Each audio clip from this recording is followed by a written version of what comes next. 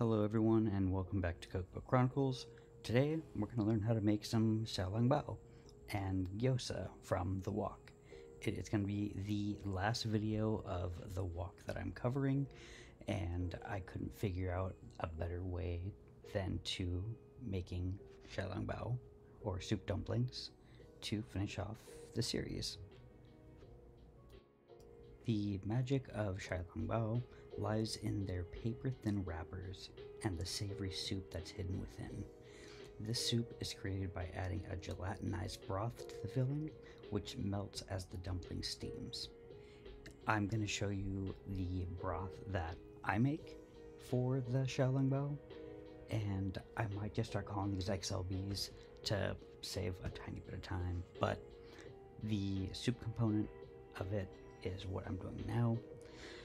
I tend to always purge any meat that I'm using to make a stock, and this helps get rid of the little scum that floats to the top. You'll get a little bit of scum that floats to the top, and you'll still have to skim it off, but this just kind of gets rid of all that blood, protein, and coagulants that are in there. So you have a little bit clearer of a stock, but most of all, it just won't have a cloudiness to it. Now, to make the broth, or the base stock, if you will, of this, you want to make sure that you're using bones, whether they be pork, chicken, beef, what have you. The bones should have a little bit of connective tissue and meat, but most of all, they should have a lot of gelatinous qualities or collagen, which is why I'm using chicken bones, and as you saw, chicken feet.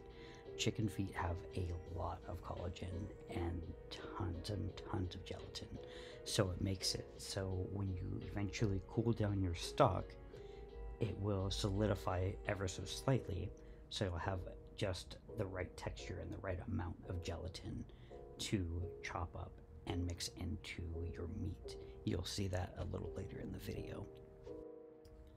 One ingredient that is different, or that sets my soup base apart from Kenji's, is one, I'm just using chicken. I'm not using any pork. And then the addition of these charred onions is also different.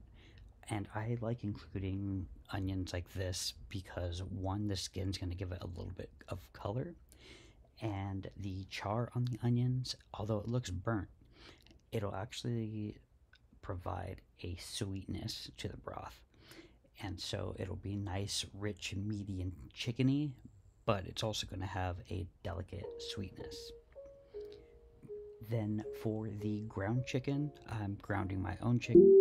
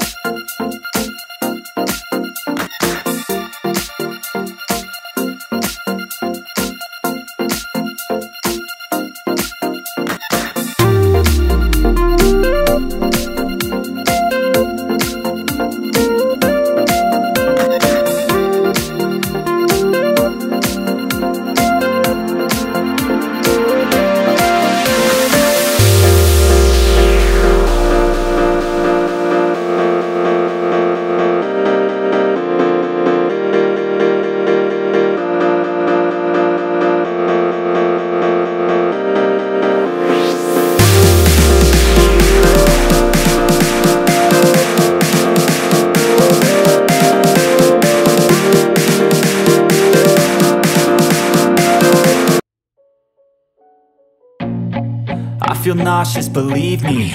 Never had a lot of shit come easy. Had to work hard, struggle just to be me. Had to rise up just so they could see me. Did what I had to do just to feed me. And what was left over I put towards my dreaming. But the only thing in life that has meaning are the things you gotta work for, believe me. Take into your hands a plan, your own hands can land your own brand. And damn, I feel like no one takes accountability. They want the credibility, convincingly unwilling to put in the fucking hours it takes to get some power. Don't be fucking sour, take a cold shower. Scream until you're louder, work until you're prouder. And fuck all the doubters, they're just fucking downers. I swear to God they all let me down. I always fought just to wear the crown. I'm pissed off at these fucking clowns who were all taught they deserve an ounce. It's only worth it if you work for it. It's only worth it if you work for it. I won't stop till they hear me now. I won't stop till I wear the crown.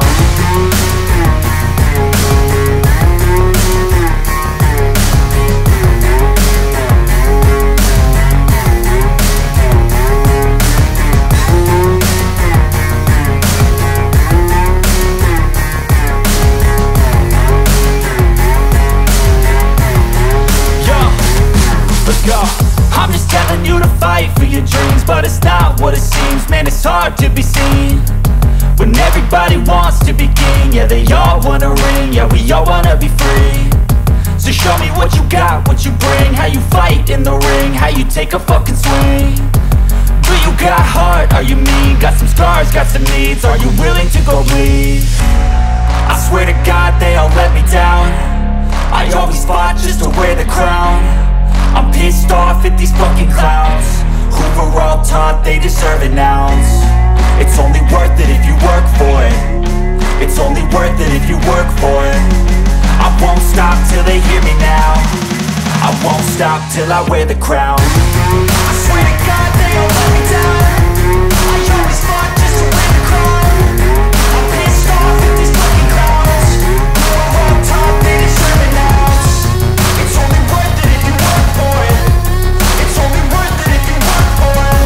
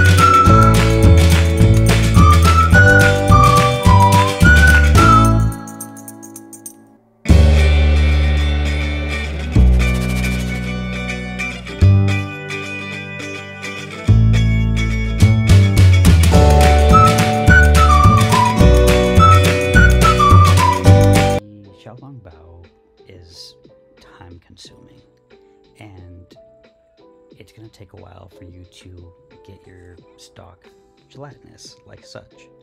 I want to say I probably spent maybe 6 hours making the stock.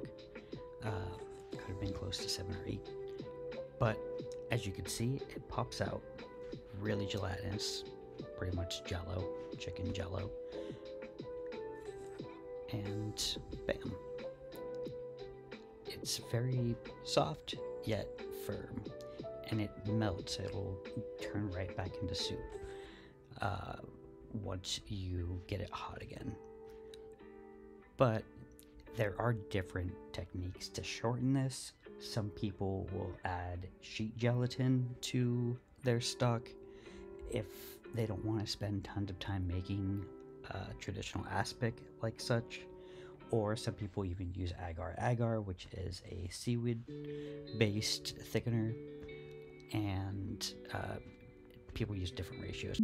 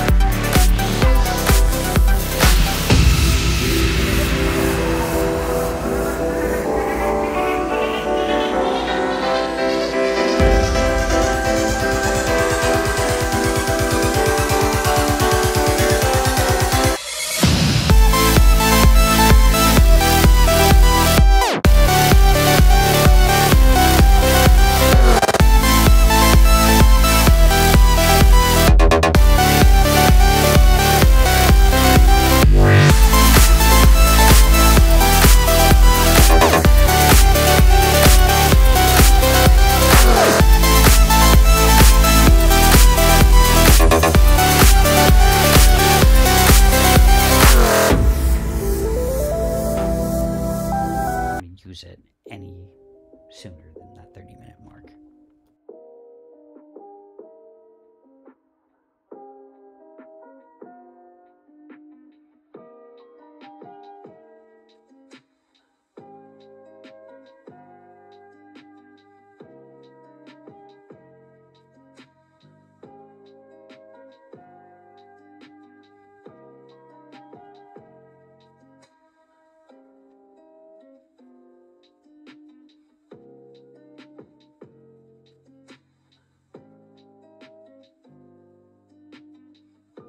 After it's rested, you kind of press down and you'll leave a small little indentation like you just saw, and it's ready to go.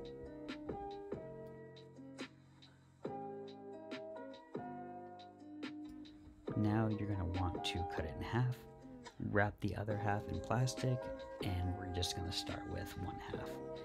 This should yield you about 19 to 20 pieces of dough that you could turn into your wrappers.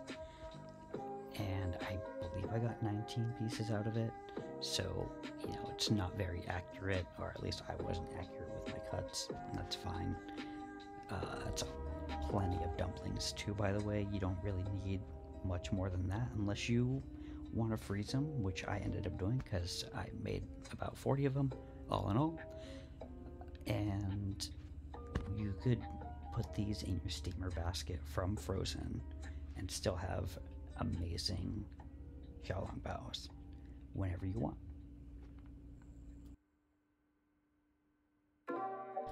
The technique to get these into the shape that you want a little bit easier is to get the dough ball in between your index finger and your thumb, and then use your other thumb and middle finger to make these kind of circular discs or maybe even call them a mini hockey puck. And this is going to help you get them into that nice round shape a little bit better. But they don't necessarily have to be perfect rounds. You'll see as I'm rolling them out that none of them are perfect rounds. And the thing that you want the most when you're rolling these out is to have not so much flour and to make them thin. The center of them, you want to have a little mound. That mound is going to help you when you are pleating these dumplings. And by pleating, you'll see what I'm doing in just a moment.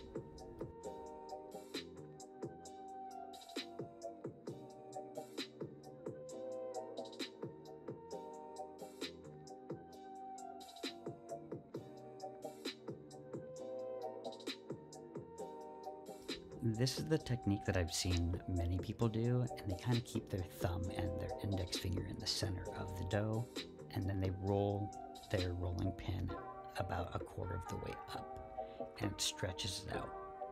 If you feel it sticking too much, then feel free to add a touch more flour. You could also use cornstarch if you'd like to, but you want to get these as thin as you possibly can without them tearing or ripping.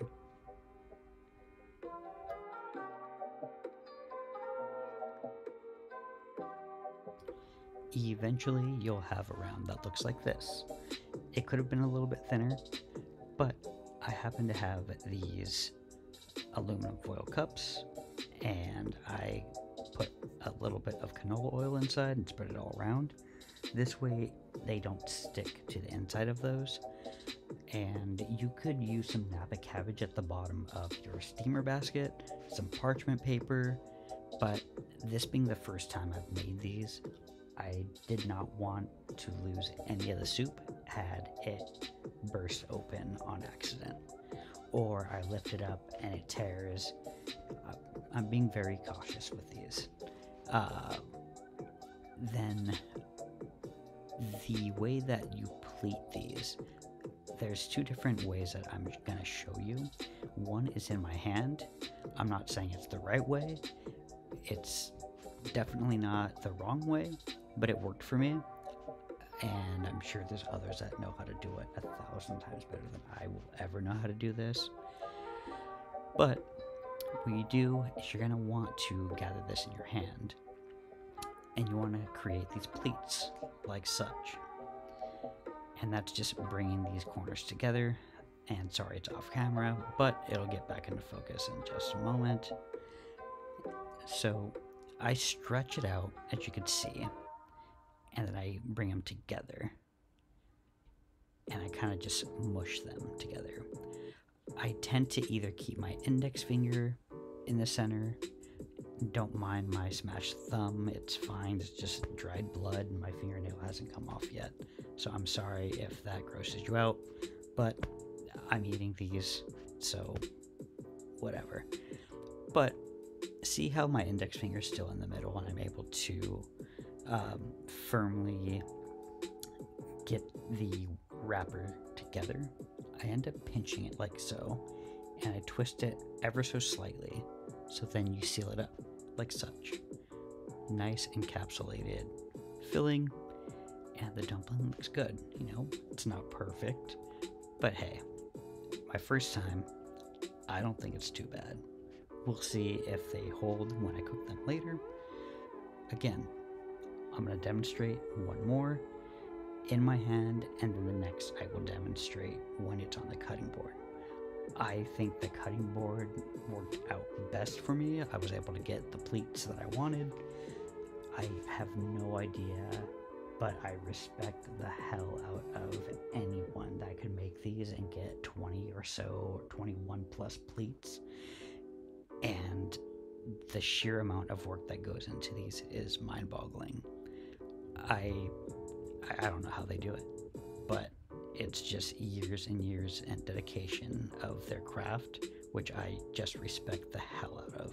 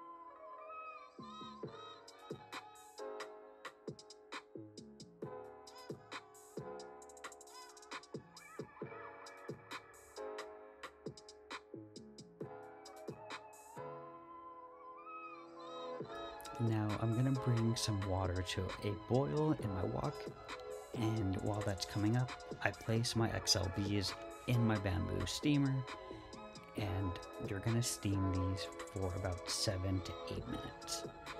If they are bigger, you'll probably want to steam them for a little bit longer.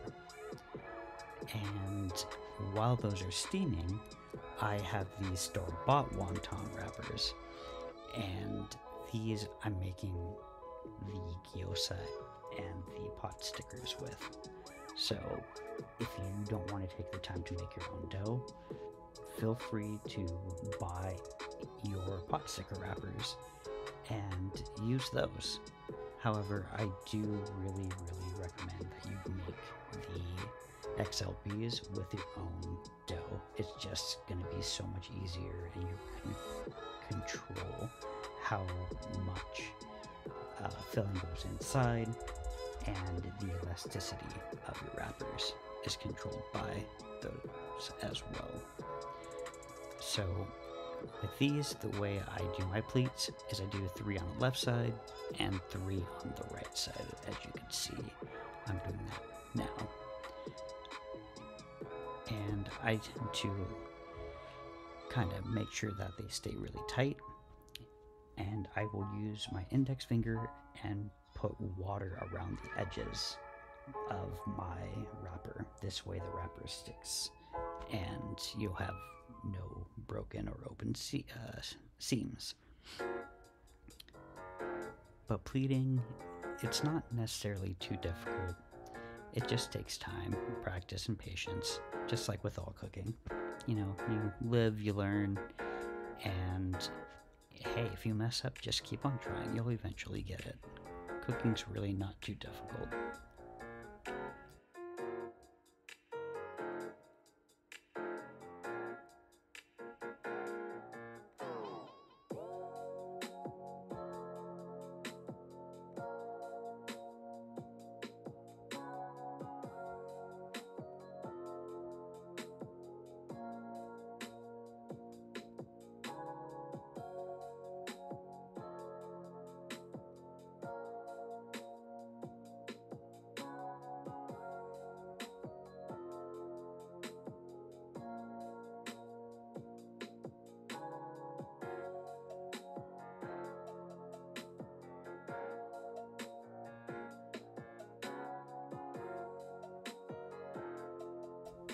So while I finish all these up, take a gander at the XLBs.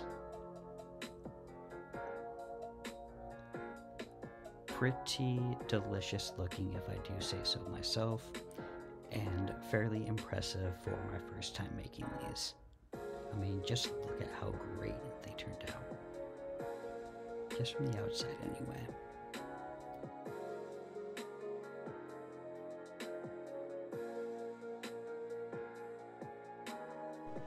Alright, here's the moment of truth.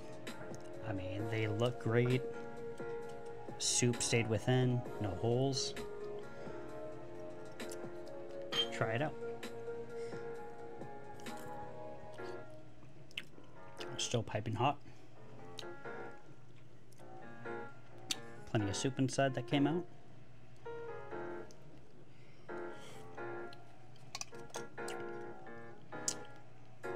Really good. But one thing I noticed is that the top is a little bit doughy. It's okay. Just know to not get it too thick next time. However,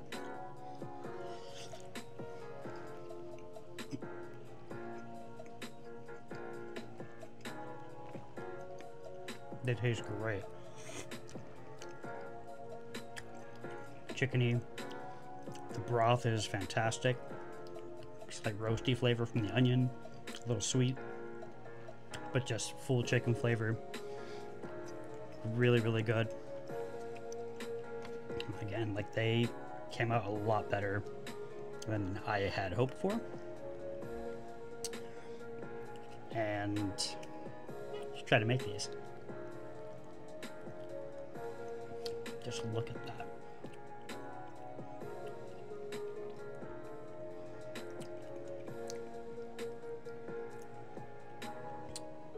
So brothy. So good. Made a little dipping sauce too. Ginger. Some black vinegar.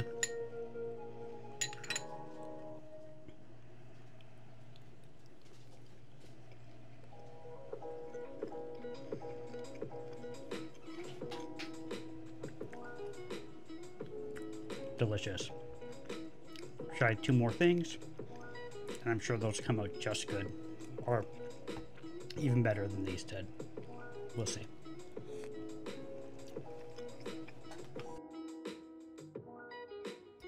After you have them all beautifully pleated like such, go ahead and get a non-stick pan. This is going to be the easiest way to cook your Potstickers or your Gyoza. And you could use a wok. I could have used my wok, but that wok was busy doing some steaming, so I used one of my non-sticks. I think it's actually my only non-stick. Anyways, I am going to be cooking both my Gyoza and my Potstickers in a non-stick. One thing you should always do is make sure that your oil is hot before you put your Potstickers or your Gyoza into the pan, and also have your water and lid ready on standby, because this is kind of quick. You're going to end up cooking these for roughly 6 to 7 minutes as well, and splashing is going to happen, so just be careful and do this part very cautiously. Don't pour your water in all at once, and take your time doing this, like so.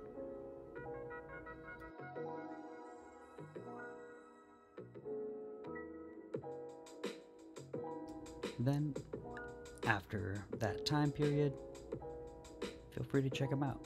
Move them around, look underneath, and see if they're nice and golden brown delicious, or if they need a little bit more time. If you want them to fry up and get more crispy on the bottom, just leave them uncovered and allow them to keep on pan frying. And you'll get a beautiful crust like that.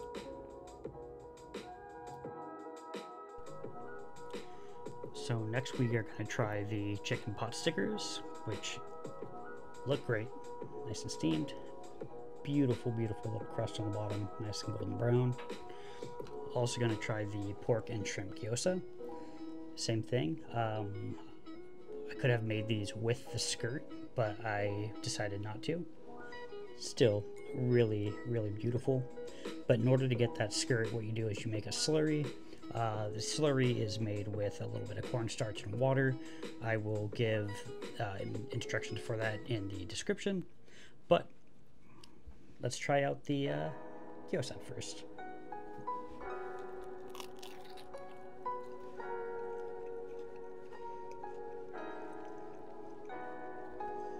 The crunch is great. Look at the inside of that. Big chunks of shrimp, ground pork, ginger, the green onion, fantastic, really good, and some dipping sauce.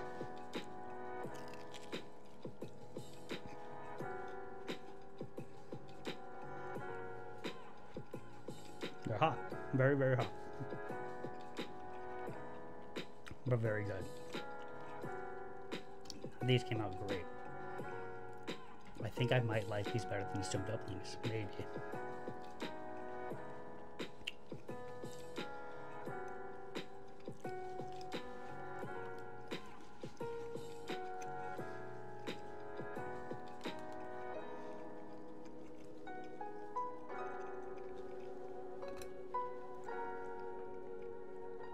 Now the chicken dumplings. Just listen.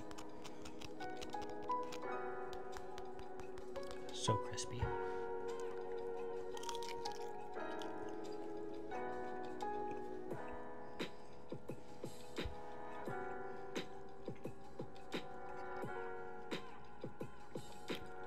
Taste the cabbage, ginger. Chicken's really nice and seasoned. The only thing I don't like about chicken is there's just not enough fat, so it's a little dried out. To omit that, normally you just do 50-50 ground pork and ground chicken. Still not bad. I mean, I'm dipping it in sauce. If you want some like chili crisp or leg on ma or something, dip it in that too. However, flavor's great. It's just a little on the dry side. I don't mind it.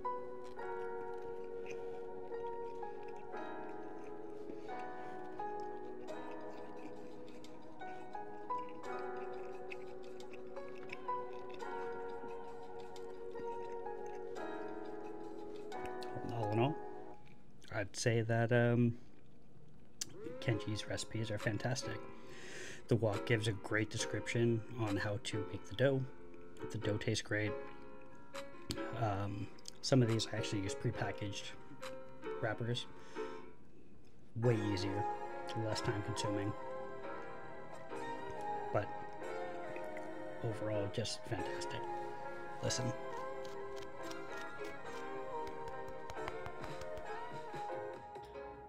Thanks for watching. I hope you enjoyed.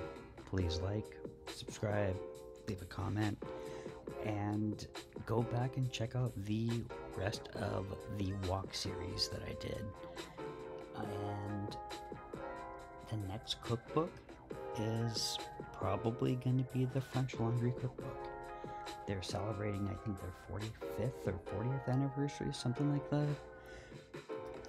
Anyways, come back, and next year is going to be a big year. I'm hoping to get 1,000 subs, hopefully by mid next year sometime, and it's going to be fun. Thanks again, I really appreciate it. Happy holidays and Happy New Year.